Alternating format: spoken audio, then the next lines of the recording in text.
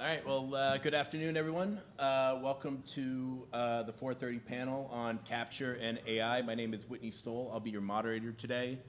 We're going to get going, and I think let's get this underway. So, real briefly, I'll be your moderator. We also have our speakers here today, Bree Beal and Ed Chamberlain. Unfortunately, we did have one more, but she wasn't able to make it. But we have an exciting panel. We're going to talk a little bit about Capture, but we're also going to talk about how we can integrate AI into your business development data, but also your capture process overall.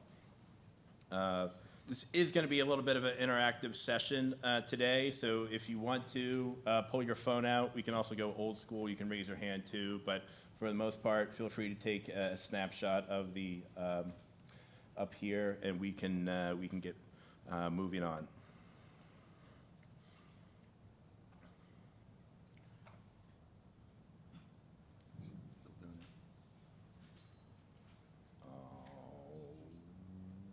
Right. Got it? All right. A few housekeeping items. Please note the exits behind you.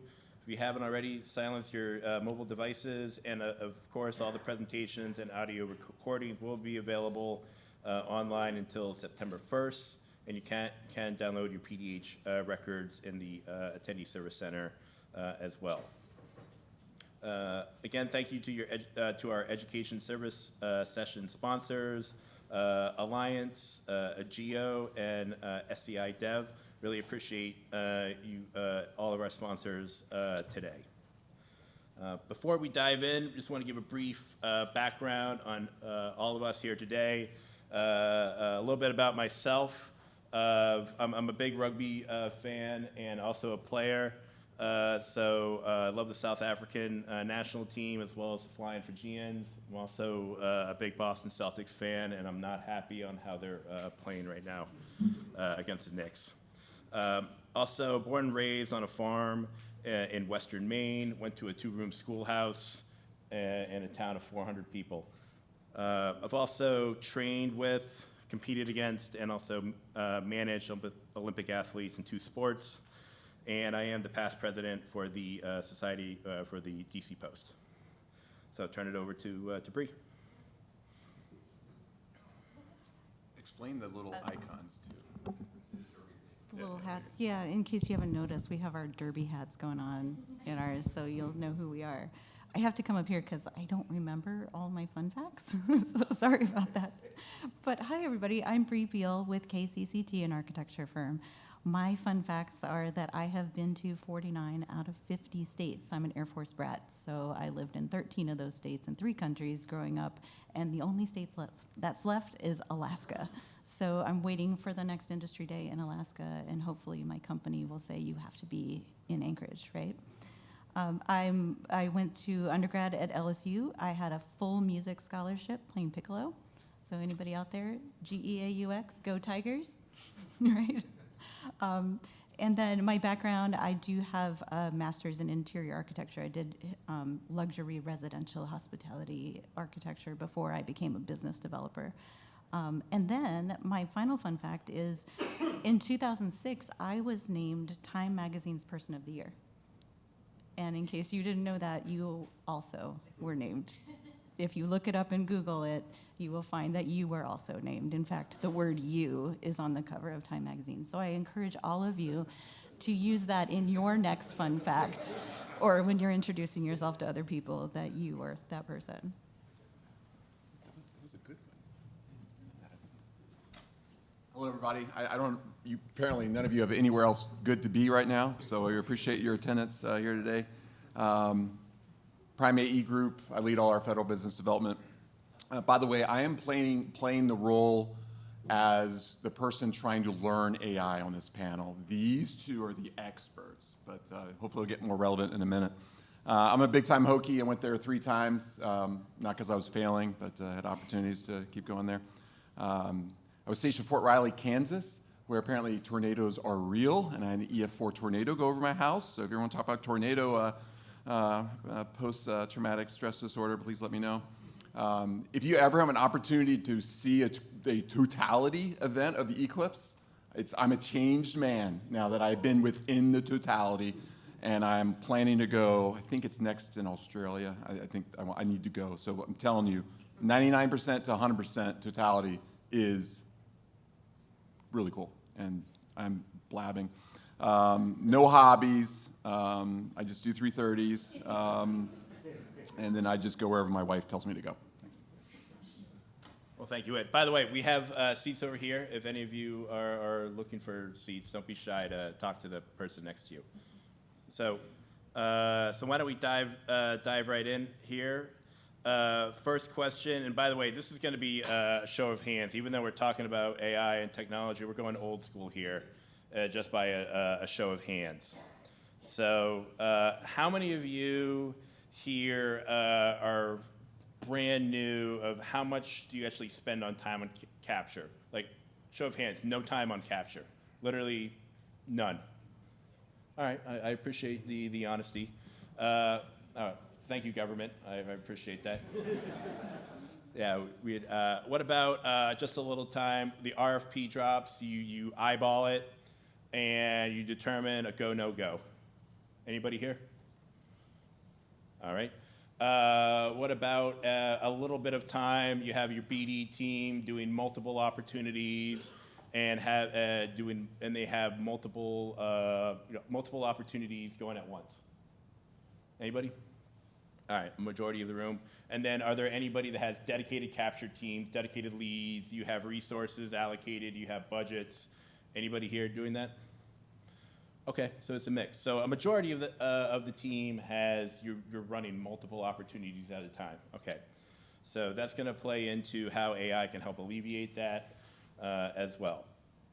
So really, what is your main priority for increasing your win rate this year? So from that, are you looking to go deeper in your accounts? Out of everybody here, are you expanding and deepening your client relationship? Anybody here? Is that a huge priority for you? 1, 2, okay. What about increasing your win rates on your existing contracts? You can answer to multiple. We're not holding you to a test here. What about improving your efficiency in your captures? All right. And then what about leveraging AI and how you go after those captures? Couple? All right. And what about all of the above? Yeah, all right. So with that, this is kind of the outline of what we're going to do. We're going to make sure we're defining the capture process. We're level setting to make sure we're all on the same page here. We're also going to look at some metrics of 2025 and the overall capture as well as beyond. And then we're going to talk about how to make capture work for the whole team, how to really get started. Then we're going to look at AI, implementing AI into your capture plans, as well as tools that you can use. And we have some freebies that we can give away as well. So take this, then I'm going to give you exactly what you can do, and you can then leave with it. I'm just not going to talk about it. I'm literally going to tell you exactly what to do. Hopefully that's going to keep you here till 5:30. That doesn't work. I did something wrong. And then Q&A. All right. So defining the capture process. The capture is really about the art and the science of pursuing solicitations before the draft RFP or the RFP are released. So how do we actually position ourselves to win? That's what we really want to be able to focus on. And capture really takes in touches a variety of internal and external stakeholders. So as a capture manager, you're really touching everyone from business development, to your operations team, your subject matter experts, your executive team, keeping them in the loop. You're talking with marketing, how you position yourself in front of the customer to really engage them, become a thought leader. Talking with your proposal team, you have to be aligned with them before the proposal comes out. Your legal, to your pricing, but also talking with your teaming partners, your subcontractors. It hits so many people, as well, of course, your government stakeholders. If you are not aligned with what they are providing, are you actually going to have a proposal to actually win? All right. All of these actually work together, because you're really multitasking a lot of priorities, from your pipeline development, to the pre-solicitation work, doing your publications, going to events like this, that only feeds to your go, no go. There's a lot of emphasis on, do you actually go after this opportunity? Do you actually invest more time, more resources, more money? Those customer meetings, who all's in part of it, from one person to a whole team to the senior leadership engagement, all that is part of your overall capture structure. When you start building your teaming, your joint ventures, that all needs to be taken into your overall consideration. And then one of the most important parts is your internal alignment with executive leadership. You don't want to be out there solo trying to go after an opportunity if you don't have the internal alignment and agreement that executive leadership is a champion of yours to go after and be able to win this. So those are all part of your overall capture process. And just real quickly, by the way, these slides will be available. On the right is kind of what a pipeline would look like. You have your leads, you take your leads, you qualify them, and then you go after a demo, and it builds and builds and builds. Your opportunities and wherever they are, you could have an opportunity you're going after with, say, the Coast Guard. When does that opportunity there, you really want to be able to build a structured capture? When you want to allocate resources? All depends on where your capture process is set up. Does it have to be qualified? You actually want to start putting resources in earlier rather than later. It all depends on how your company is structured and you want to go after an opportunity. Your resource allocation, where it is in your CRM, all of these are really important to have the right structure. And this is just a little data I'm looking at some of the metrics. 72% of lost opportunities really comes back to poor capture management. Are you not really being able to follow up on your opportunities? Are you just only updating your CRM when your boss tells you, hey, have you updated HubSpot? Have you updated Salesforce? Where are we? And it becomes a trigger-happy reaction. Those are things to look at. And then, 55% of organizations really support less than 10% of those opportunities. How are you providing kind of a structured process to be able to go over and win? And right now, I believe the source is Lupio, who tracks a lot of opportunities. The average win rate right now is about 45%. Now, this incorporates IT, construction, architecture, and large enterprise solutions. So this goes the whole gamut. And now where AI really comes into place is where can they start to actually help and support that? That really looks at the life cycle costs. Where can you help streamline building the proposal? Looking at some of the addendums of where I need to get resumes together. There's a lot that goes into this. We're talking here more about the business development. We're not talking about the proposal. There's a lot of proposal experts and AI experts that are here today. I recommend, and we can help you introduce them to them. We're just more on the business development side here. And then some on the left is on the right, from the Gauge report, just talks about some of the resources and the concerns in the government, the GovCon community of what is really at risk. And the biggest business development challenges are really the lack of resources and what people are really focused on in the GovCon community. So with that, I'm going to turn it over to Bree Beal, and she's going to start diving in more into the AI side. So Bree. Thanks, Whitney. And I am shorter, in case you haven't noticed it, so I have to pull this down a little bit.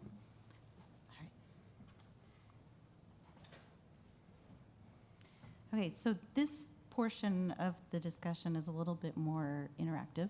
You just saw a lot of slides and a lot of data, and I know your minds are going crazy and you're ready for your 4th Street Live. But now here's an opportunity to start thinking a little bit as a group, as a whole. We're going to, here in this room, we're going to behave like a team. So I have a question for the whole group. Is this a chair? Now you can raise your hand, you can shout it out. Is this a chair? Yes, thank you. All right. Does anybody in the room think this is not a chair? Okay. All right. Cheating already. All right, calm down, calm down. All right, that's all right. We're a team. We're a team. We're working together. Is this a chair? Also a chair. Very good. Okay. Not everybody is answering, so I'm a little concerned. But I have a feeling that the team is thinking that this is a chair. What about this one? A chair. Okay. So now we're starting to think about what is a chair? Why is Bree, the interior designer, asking me if this is a chair? Of course it's a chair. It's a chair, right? Okay. Is this a chair? Also a chair. Okay. We're getting there. Is this a chair? Okay, I heard a no. I heard a yes. It's a stool. It's a type of chair. Okay, we're thinking. We're right. Okay, we're there. It's like 40-60 split with people saying that's a chair, not a chair. It's interesting because we all learned what a chair was. Tables are next. Right. But we all learned what a chair was in kindergarten, right? We've known this for a long time, so now we're starting to say, is this a chair, is this not a chair? That's good. That's what teams do, right? We question. Is this a chair? Okay, your HR person probably is thinking, yes, of course this is a chair, and you're going, HR, get off the thing that you're sitting on, right? Does anybody sit on these except HR? It's an accommodation.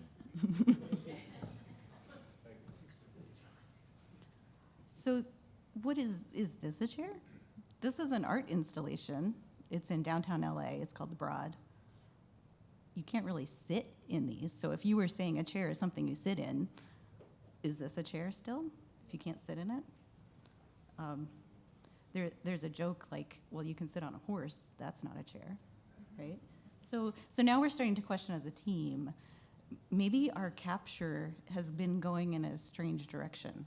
Maybe we don't know what we're trying to actually capture and find. Because we all knew what a chair, as soon as I said, is this a chair? The room was like, it's a chair, right? So I'm gonna go back to this. Is this a chair?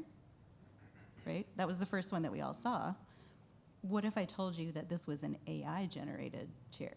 Is it still a chair? It's still a chair? What if I told you, like Mario said, everything I've shown you is a picture of a chair? You can't sit in any of those, all right? So I just want to bring that up as part of this.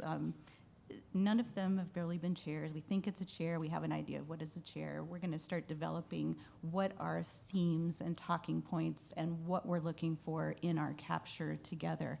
So we want to make sure that we're all together in defining and being intentional in what we're trying to capture.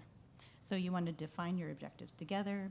You want to clarify your roles, who's going to capture what, how are we going to do it. We also need to make sure that when we're doing capture that we know what is real and what is an assumption. I've known this client for years. I know exactly what they want. Right? I'm seeing, people are going, you don't know, but I know. So you have to get your team together. You have to build this shared vision.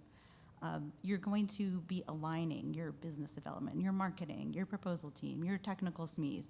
Everybody's going to be aligning together. And if you're going to use AI to do that, just remember that you also need to clarify that information with your AI, because your AI also makes assumptions. It's not as smart as you think it is. So we can't win if we're not chasing the same thing. So if BD thinks that the client wants innovation, but the marketing is pushing cost efficiency, and technical is, sorry, I'm reading a few things on here that's really tiny. If BD thinks the client wants innovation, but marketing is pushing cost efficiency, and technical is focused on the schedule, that's 3 different strategies in one proposal. And we all have to be pursuing the same win. So when teams waste time, when the goals aren't clear, there's misalignment, there's work that isn't getting done, we have to make sure that we're all in the same timeline. The time is the one thing that we rarely have. So make sure that we're not wasting our time when we're together. And then capture works best when we're all on the same page. Are we making sure that we know what a chair is? Right, we're defining those things again. And I'll just reiterate one more thing. AI is powerful, but you have to make sure that your AI is just as smart as your team and everything that you're going for. Reiterating what capture is again, in case you didn't recognize it from what Whitney said, it's a proactive strategy where you're researching the client, the competition, and win themes before the RFP drops. Capture doesn't happen when you're in solicitation. Everybody's looking at me like, okay, that's great, team. Remember that when you go back to your team, when you're back at work, that capture starts beforehand. So if your lesson here is if your capture insights aren't organized and shared with everybody, then it's wasted. Don't waste your time. So how can AI help? So we've talked before, I don't know, how many people have seen our previous discussions on AI and differentiators? Was anybody at Sammy's Small Business Conference? So some of you have seen what we've presented on. So we talked about some prompts and things that you could do. So if you're using a prompt, you could say, summarize these BD notes. We talked about daisy chaining. We could say, I've written all these BD notes, summarize these BD notes into key client priorities, concerns, and procurement indicators. Use bullets, give me an outline. You know, you talk to it and tell it what you want. And then you just take that answer, you plug it right into your CRM. We are done, right? All your captures, you're like, no, that's not how it works, right? So we have to realize that you can do certain things to make things efficient, but now you have to communicate it. So you could also say, you know, convert these handwritten notes. You can do a lot of different things to use the prompts and use these efficiencies. But what if you're doing it wrong? What if you're telling the AI, you know, for example, summarize recent federal contracting trends for insert agency name for NAVFAC and recommend the best pursuit strategy for an upcoming opportunity? That's a very vague prompt. And you might get some answers back. It might know because you've been feeding it things over time and you've got your CRM and you've got different things that you've been putting into your AI and your model. It's a predictive text. So it might give you back some things, but it also hallucinates when it gives it back. It gives you back things that are assumptions. We've already talked about we assumed a stool and a chair. So realize that your AI may be making up stuff. I've done a pursuit before where I fed it the solicitation and it said, provide an innovation, right? Provide an innovation. Well, what is an innovation? I don't know what an innovation is. AI, help me. Tell me what an innovation is. Read the solicitation. Tell me what an innovation is. And it came back and said, you need to create a STEM program. Wouldn't that be amazing? And I said, well, where in the RFP does it say STEM is even a priority, right? Like, it just hallucinated that. It just came out of nowhere. It could be because I've also been feeding it things with SAME and STEM, and it was thinking about other stuff that I've been giving it, but it wasn't, it was supposed to be in a closed space, and it wasn't talking. So it just hallucinated that this was the next thing that needed to happen. I'm just gonna keep using that, but it also, like, it has very confidence. It has a lot of confidence when it comes back to you. It says, you need to do this. So read that and recognize that the confidence in your AI is not necessarily confidence in the final capture plan solution. You should be creating the capture plan and just using this as your efficiency tool. So creating a better prompt, the same kind of thing, be more specific, limit the scope, do small tasks at a time. Ground the prompt with real context, real data. If you have actual capture data, use that real data capture that you're putting together. Ask it questions, like, where did you find that? In that solicitation, the innovation, I said, where did you find that? What page was that on? And the AI says, it wasn't in the solicitation, I made it up, right?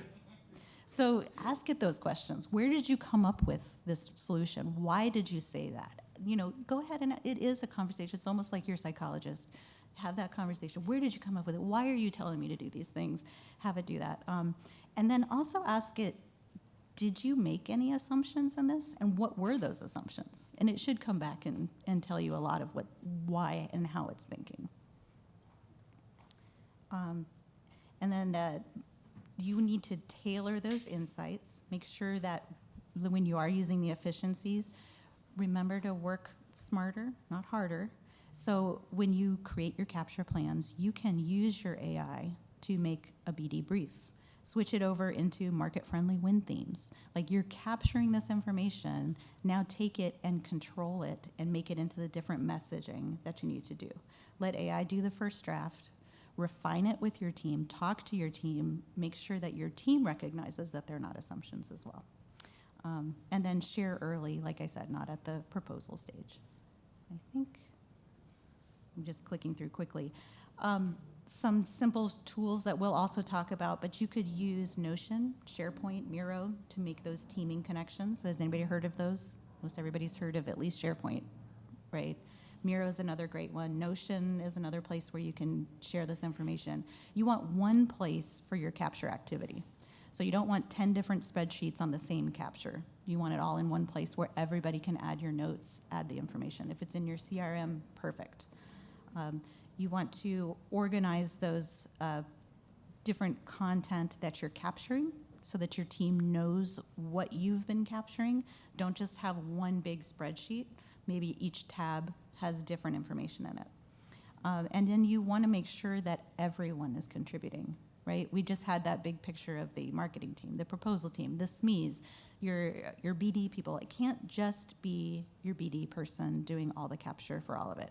Somehow, you've got to get those folks together, maybe in this AI-generated tools, maybe on your spreadsheets and your capture. You have to be able to get it all together to put into your final SF330, right? It has to come from the mind, from the AI, and get in there. And the last thing I'll end with is the whole chair thing comes around. Now you can bring your chair to the table, right? The table is where the work happens. So now that we've defined what a chair is, we've discovered what tools we're going to use, we're going to work together, we're going to put it all in one place, we're going to organize it, we're going to be efficient with it, we're going to have all the different messaging. We're going to now take that work, don't let it die in your spreadsheet, in your CRM.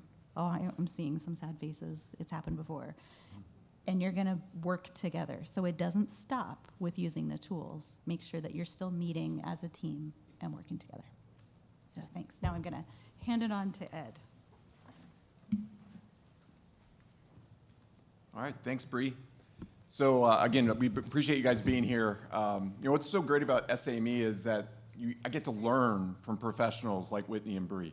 I've been out military 7 years now. I'm trying to learn business development and capture and all this, and just being in the same post with, Whitney and Bree and learning from them that been doing this far longer than I have. It's really the true value. Not to be too corny. You heard from Sharon and sharing the value, but I mean that's what I think is so wonderful about SAME, and it's so baffling to me why you're here at 5 p.m. And so what the next session is really my takeaway from the capture lessons that I've learned, a little bit from the government perspective, former government perspective, and then I know we have a few folks from the government or recently from the government here, and really to share from that. And I think it's interesting what you just shared about AI, because it seems like to me AI is like a really, really like earnest intern that you can't trust. You always have to ask them, well, where did you go yesterday? I don't trust you. But anyway, so we're all learning this together. I assume that you're here today because, like me, you don't have like 5 more people to help you with capture. You only have 2 people, and their name is Merle and Gloria. And so you need more people, and maybe this AI stuff can help you. So that's definitely what we're about. And yeah, as Bree and Whitney have just covered, there's some things for it, but you can't skip the basics. I mean, I'll freely admit it. But there's been times where I had a plan to do a capture plan, but I never did it. And as Bree mentioned, the solicitation drops, and I'm like, crap. Well, yeah, we're not in capture. We're in jump through your butt mode. So we certainly want to go back to some of the basics of capture. I mean, none of these tools are going to replace our client knowledge, our ability to come to events like this and talk about their issues, the future solutions. AI is not going to help us with that. AI is really not going to necessarily help us with who our teammates are going to be on these pursuits. I mean, sure, I don't know, tell me where all the service-disabled veteran-owned firms that do MEP are, but that's of limited value because you need the relationships. We're in the AI industry, the AEC industry is relationship business. It's not an AI business. And then obviously the independent research and capture is really what we're after for these tools. My perspective, I work for a large business, but it's certainly a medium-sized business. It's and I work with a lot of small business, both teaming partners, proteges. I have one of our protege firms here, BKM, in the room.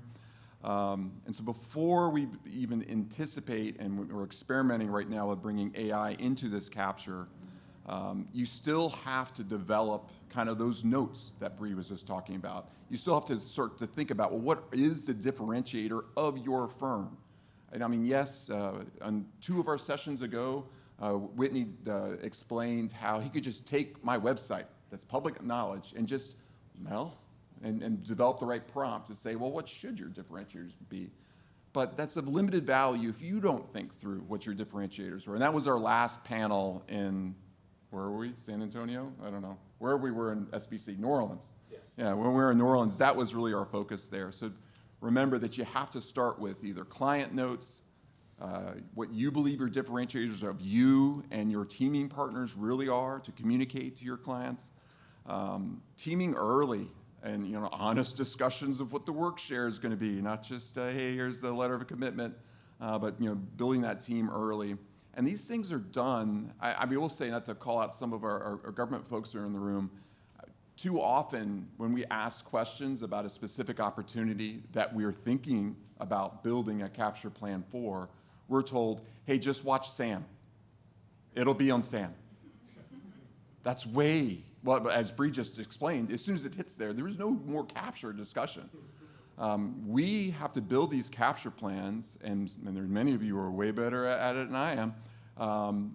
We're building these things out 2 to 3 years before it drops. We are anticipating recompetes of contracts 5 years in advance, 4 years in advance. We're going through the calculus of how much capacity we think is really left on those contracts.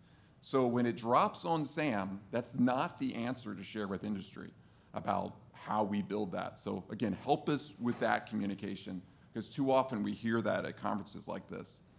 The ability, we'll get to AI in a minute, I promise. The ability to go through sources soughts and influence those sources soughts and respond to them to influence, hopefully, the next draft solicitation and beg for a draft solicitation to be shared, because all of us don't have unlimited resources. If we are shared a draft synopsis before the actual synopsis drops, we can actually either decide we're going to go after it with a go, no go, or not, and then use those resources elsewhere. But when we don't try to influence that in our capture planning, and we don't try to influence that, and then we're just waiting for that synopsis to hit or solicitation to hit, and then your capture plan shot because it's not what you expected. I mentioned a note that for a medium-sized business as mine with great small business partners, we have our own mentor-protege joint venture capture where we're trying to make sure that we are doing the best to grow a small business.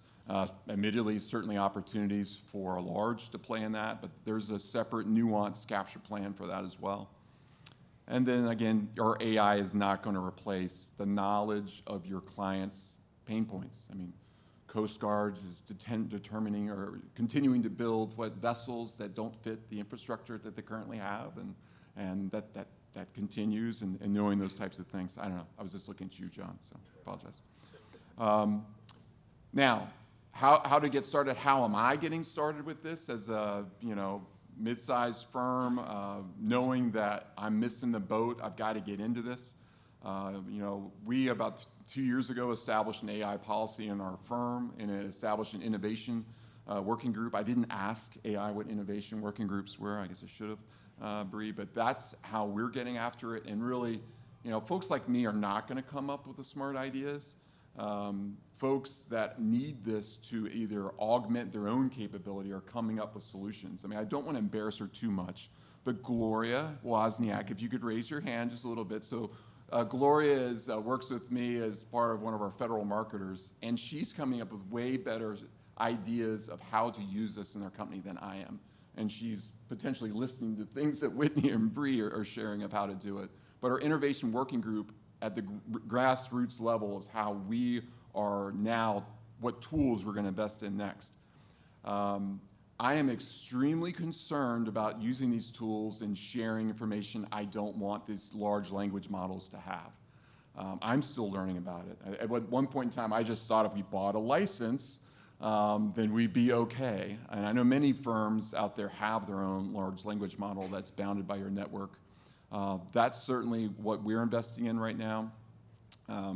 In this discussion of this thing, I think it's also important to discuss public AI versus private AI, because I don't know if it was obvious to what Bree and Whitney were talking about, but there is a very disciplined approach about what we're using these tools like Perplexity and ChatGPT and others about, that we're only feeding it public available information to do that type of research.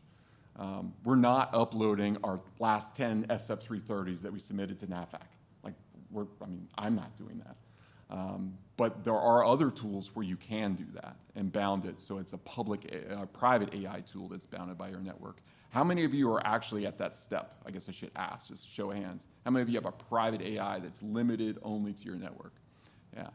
And then the rest of these market research type stuff, I mean, of course, that's all publicly available information.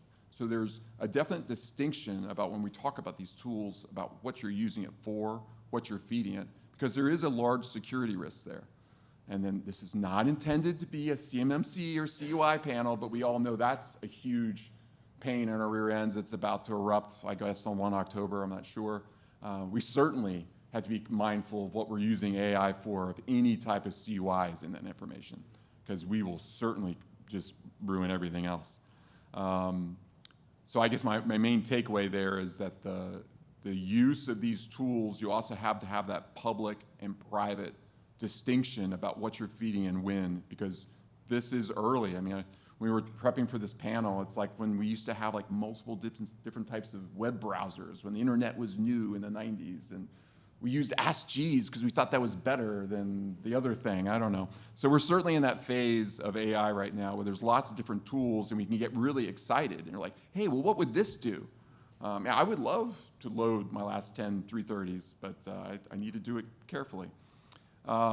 This chart here is just something I don't know if you can see it, but it's essentially just summarizing the inadvertent input of, hell, I can't even see it right now. Can I see it? I don't know. But the purple is essentially the percentage of employees that are sharing protected information out by using these tools. And this is a risk, and this is a risk that's grown over time. So your employees are experimenting with this with all the tools that they find about, and that's a good thing. But my so what of all this is you have to have a policy and an ongoing education and discussion about what tools you're using for what, because it really does matter. And I guess my last slide is the, again, we are limited by manpower and talent and time. These tools are a game changer for us, but we certainly have to be careful about where it's coming from. I love using it as an independent reviewer and scoring. We just did that for an interview prep where I could use it in a safe and controlled way. And it's amazing. And just try to score your own work. Like, we all have to do an independent technical review. You should. Before anything goes out the door, you're doing it for your technical work. You're doing it for your proposals as well. But have it score what you've done.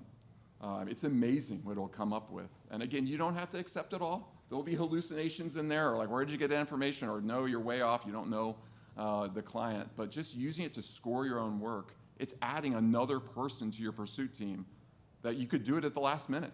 I mean, because I've been in that state, like, man, I really should ask Sally to review this thing, but man, it's freaking due tomorrow, and I don't have time for it. We have a tool that you can use at that last step and make your submission that much better. But anyway, it's an exciting time. I'll hand back here to Whitney, and I really appreciate your patience and allow me to contribute to this panel, because I learn so much from the two of you through this process, and that's really what SAME is all about. So thank you.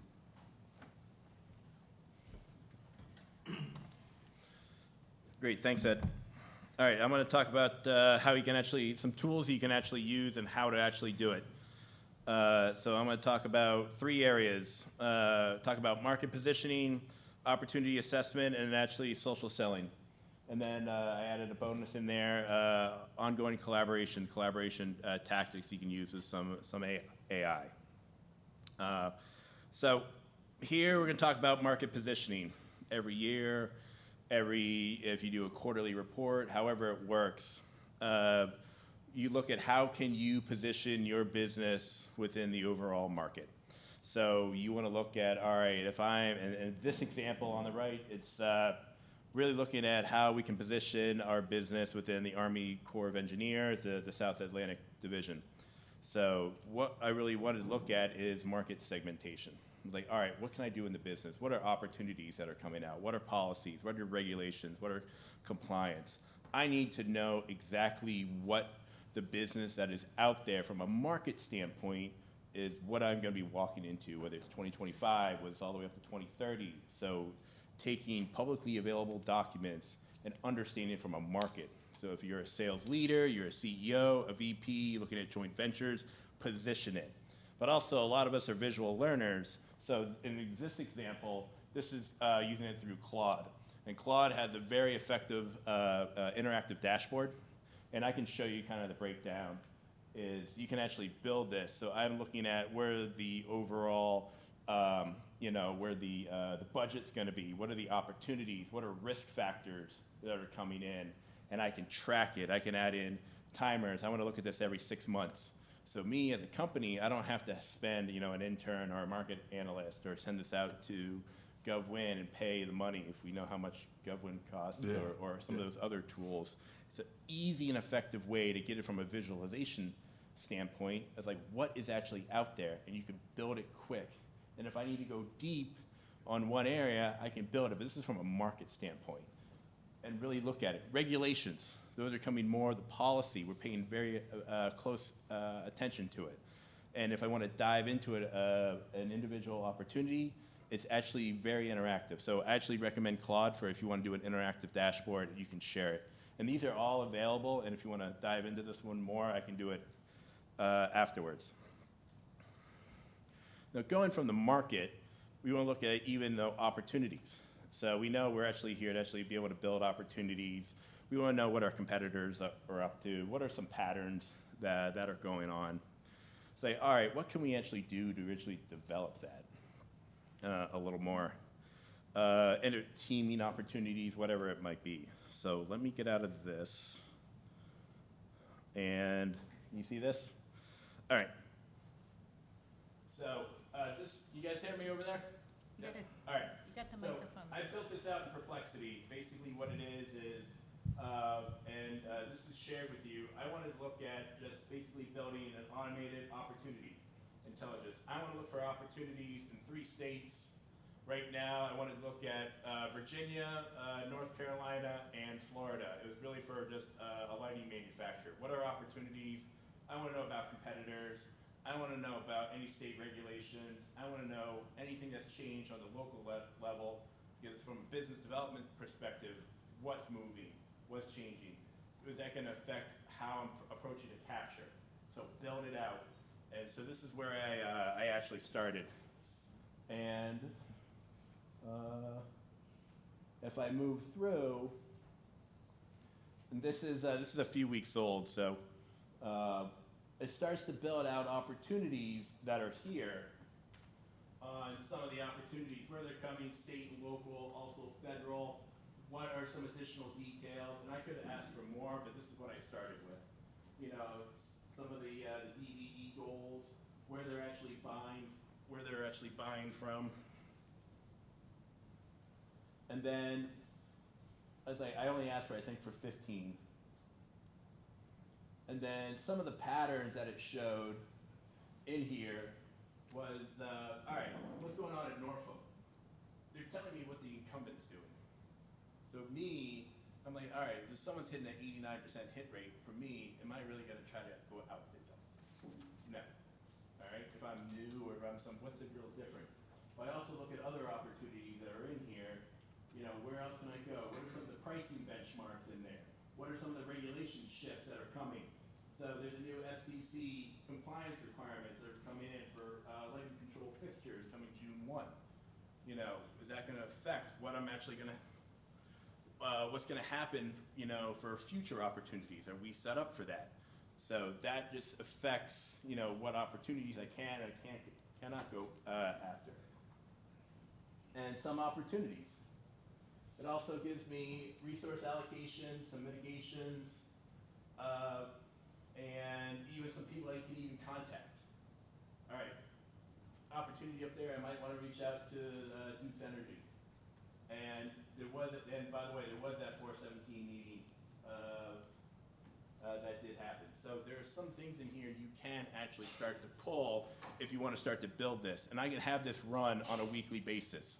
So your BD team start to build opportunities and build and be able to see where you can actually grow with it.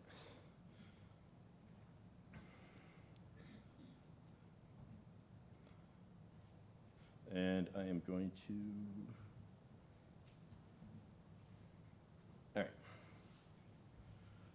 The next I have on here is really talking about social selling, which is really growing on your LinkedIn and your overall online engagement. One of the tools that I do use is called Taplio. Taplio is really just meant for the online engagement of finding who in your network you can really start to expand in. So this tool can actually, growing on LinkedIn is a time-consuming effort. I see Ben right here shaking his head like, yeah, it takes a long time. It does. This tool is specifically is AI-driven. It can help you write LinkedIn comments designed for your audience.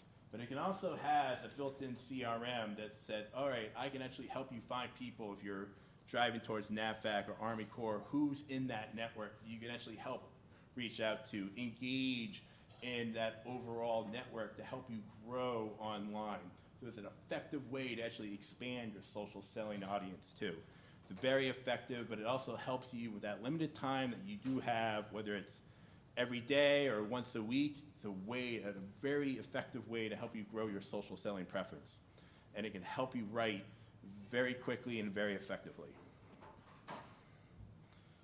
And the one additional bonus I want to add in here is a collaboration tools. And my favorite is Perplexity.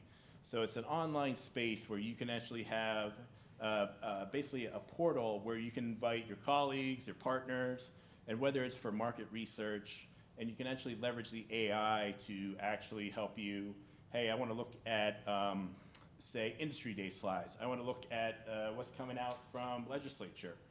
And you can actually have the AI tool help you, but it's also, you can have all your industry partners in there. You can upload files, web links, but it's a localized spot for everyone to be able to work with. So it's very effective. The more data, the more effective it makes it. So, and whatever you have in there, it could really help you streamline whatever you're looking for. And basically what I did from the street lighting opportunity, I made a quick snapshot of what it looks like. I used napkin.ai. I just took the, basically took what I built from Perplexity, and I copied it in Napkin, and it builds an instant graphic. So super easy tool to use. So it's a very effective way to be able to collaborate with all your BD team or your marketing team, branding team. So before we get to the tools, I just want to close out real quickly on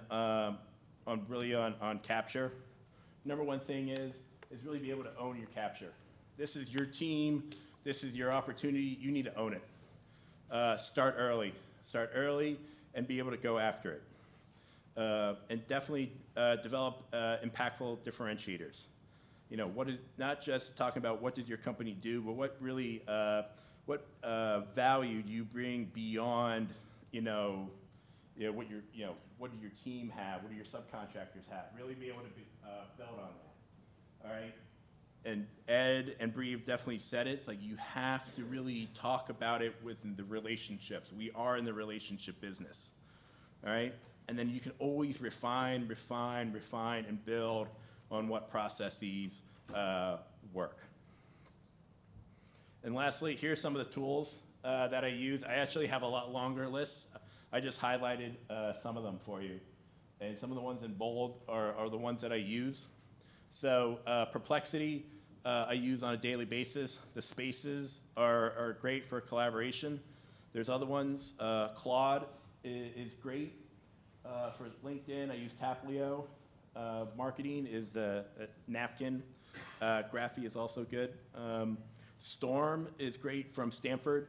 Stanford put out a whole academic AI tool, which is great. But if you want to do mind mapping, Map This is great if you need to build a mind map.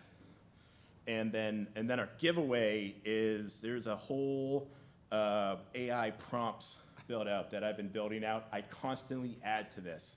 So this is your free giveaway for you to literally take these prompts, take these recommendations, how to structure your AI, on how you can leverage it now within your company, within yourself.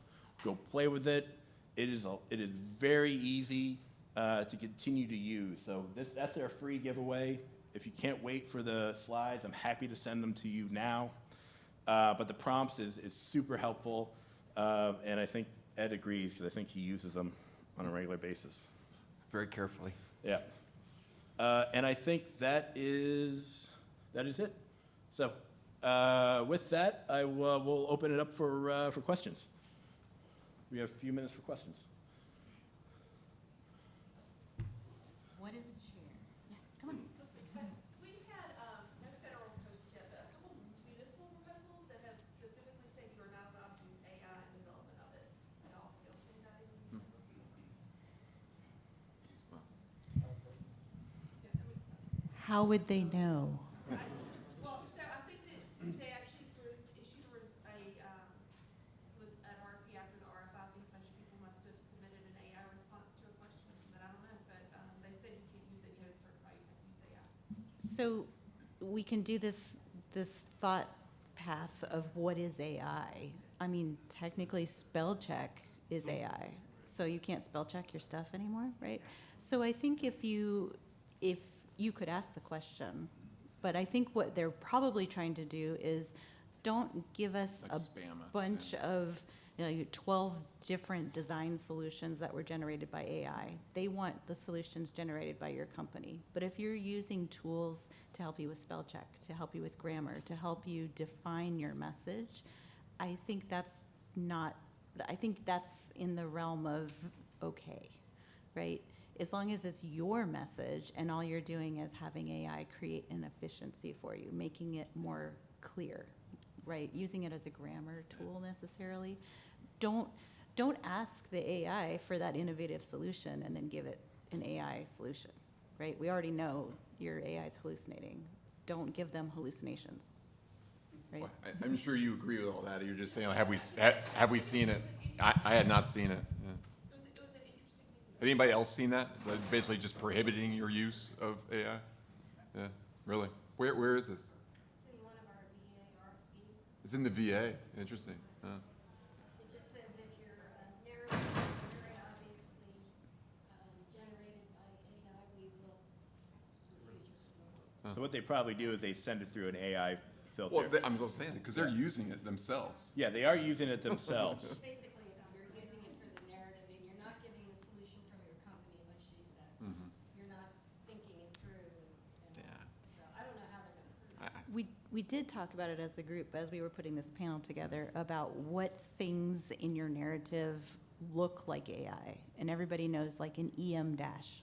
No, people don't typically, everybody knows EN, you have a dash, you have a hyphen. The you have long an dash. EN dash and an EM dash. M is the dash the size of the letter M in your text. And it's that big long dash that says, and I had like several of them in my slides. I do graphic design and typography. I use the keyboard, it's 0151, and you have an EM dash. I write with an EM dash, but a lot of people don't. And that's kind of a clear giveaway that you're using some grammar, semicolons between your your phrases. It could look like AI in that case. Yeah. I have a bit of experience with that. Some tools can detect if the text generated is AI generated, because AI words, the next word in a sentence is based on probability. And if the probability is really high that this is the word that's coming, right, the tool can detect it. So one way to go around that is first read sentences are roughly the same length over and over again, which was like and then find So some. I'm going to pause and synonyms. repeat that so it goes in the microphone. So he said, change the length of your sentences so that they're not all the same length. Make some shorter, some longer. It's also good writing practice. When your sentence is varying length, it's easier to read and it keeps your mind engaged. And then go through your text and replace some of the words with synonyms. And this will basically change the probability of the token in the sentence, and it will read less like AI. So he said, use synonyms. Okay. So, Except can I do all of those with prompts to AI? Go back and vary the size of my sentences and Yeah. replace 30% of the words with synonyms. I mean, could. there are like You could. plagiarism programs that, universities and colleges run things through, and it says the probability of AI, and there's lawsuits by students that say, no, I wrote this myself, and so it's not guaranteed, and I think, I'm not a lawyer, but I think you could probably, if you claim that you didn't use AI and you can prove that you didn't use AI somehow, that you would probably be fine in a court of law or a protest or something along those lines. But you want to use it judiciously, right? Don't make a solution from AI, but you could use it to help capture. You could, don't write your approach using AI. Let's just say that. We had another. Oh, we had a question in the back. Okay. Any other questions? I'll make one up. Wait, let me use ChatGPT. Yeah. So, but I'm all serious. So I know hallucinations. Are you guys seeing less and less hallucinations as we continue to use AI? Is part of that question. The second question is, isn't the real separator in the future, and as we're having conferences like this, is not about the utilization of AI. It's really utilization of AI levels the playing field, and now makes execution even more important than anything else. So can I answer the second part first? Sure. All right. I think, so AI can make small companies a lot more effective with their time, but relationships matter incredibly a lot more. So it's like, hey, we can do this, but it also means that they need to do 4 or 5 proposals. They can do it with less staff, which means it's less overhead for them. So they can actually go up against companies that are a little bit bigger than them. So I think relationships matter more than ever before now. So I think they need to build on that, build on that, build Well, on that. I mean, that's your point, right? Yeah. This will be able to save you to work on the delivery of the solutions versus the proposal effort. Yes, and I mean, I'm going to admit, having sold my companies, that when I started my companies, I didn't use AI. I just used large teaming partners to help. It's not long before you realize everybody's quality control plan looks the same except slightly tweaked. Everybody's answer to how you're going to mitigate staff shortages or management risks looks identical. If you work with enough companies and you put out 500 proposals over 10 years and you use it over and over again, which is why we can train AI. So the interesting thing to me is that what AI cannot do is be subjective, as far as I can tell. Can be objective, but every way we do procurement is to rule out. The whole FAR is about getting rid of subjectivity and make it as objective as possible. It's not actually how business works, but it is the way how government business works. So I'm curious how we turn around and where you guys see that going. Because I understand it's a thought partner right now, as opposed to a replacement. And I don't know that it'll ever replace it. Where do you see it going from here? Where does the chair look like next? Well, it's like Whitney was saying, it's kind of the great equalizer. Everybody is able to use more and more of these tools. We're all starting to sound the same. So we'll reiterate what we started with, which was, what are your differentiators? What makes you different? Maybe it's because you can execute, right? If you have to go to an interview, you still have to perform in the interview. The AI is not going to interview for you. It can help you, just like an interview coach can help. Use it as your psychologist, your coach, those kind of things that can help. But it's ultimately personality, your relationship, what do you know? Have you really done a capture plan? Does that show in the information that you're providing? You're creating those differentiators to make you stand out. Good thing I sold my companies if personality's gonna count. Thank you. I think you had something, I don't know. All right, I like the tools that you showed, I think it's really helpful, but do you have any recommendations as far as training that you would recommend for those BD capture and estimators, just to make sure that the AI will effectively work? So I'll speak on the BD side. So the question first, repeat the question. I'm not on the cost estimating side. I leave those to the powers that be and the people a lot smarter than me. I always say, try, fail forward, figure it out, so that's what I always recommend.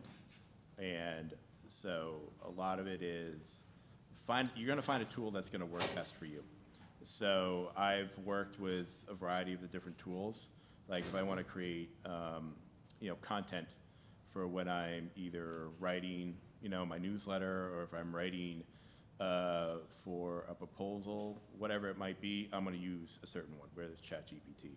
But the training is usually going to come from experts who have already been in the AI field, right? Or it's going to come, but sometimes it comes down to you actually having to suck it up and do it yourself, because you need to learn it first. Yeah. So that's what I recommend. So it's not like the perfect answer. I can't say, hey, specifically go here. You also take some time and learn it yourself too.